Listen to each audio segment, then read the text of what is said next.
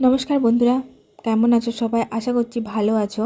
তো দেখো, দুপুরবেলায় খাওয়া দাওয়া করে ঘুমোচ্ছিলাম, তারপর হঠাৎ করে দেখি যে বর একটা এত বড় পার্সেল নিয়ে এসছে। আমি তো দেখেই অবাক যে এটার ভিতরে কি আছে।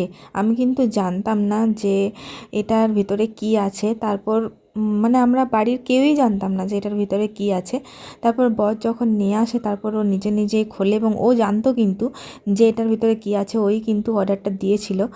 আর তখন বেটুও ঘুমোচ্ছিল, তাই বেটুকেও এই ভিডিওর মধ্যে তোমরা এখন দেখতে পাচ্ছ না। তারপর যখন ও খোলে তখন দেখতে পাই যে একটা মানে দেখো, তোমরা বুঝতেই পারবে যে এটা কি। তোমরাই আগে দেখো দেখো, এটা গাড়ির চাকার মতো জিনিস বেরোচ্ছে।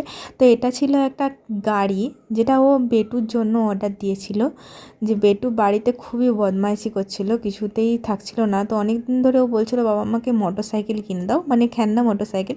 কিন্তু খেলনা মোটর সাইকেল কিনে দিলে কি হয়, পড়ে যাওয়ার একটা ভয় থাকে, তাই ওর জন্য গাড়ি অর্ডার দিয়েছে ওর বাবা। কখন আমি কিন্তু জানতাম না।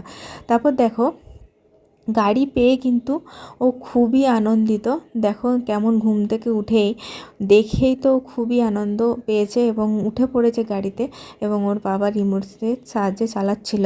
তো আমারও ভালোই লাগছিল যে না, একটা খেলনার জিনিস পেলো। আসলে আমরা কোয়ার্টারে থাকি আর ও তো একা একা বোর হয়ে যায়। তো যাই হোক, একটা খেলার জিনিস হলে ওরও একটা ভালো লাগলো যে না, আমিও খেলতে পারবো।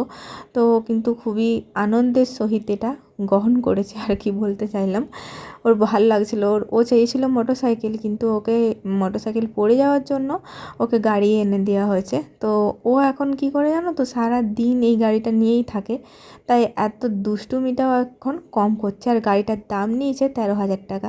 তো কেমন লাগলো আজকের ভিডিওটি অবশ্যই জানাবে। আর ভিডিওটি ভালো লাগলে অবশ্যই লাইক শেয়ার সাবস্ক্রাইব করে দেওয়ার অনুরোধ রইল বন্ধুরা।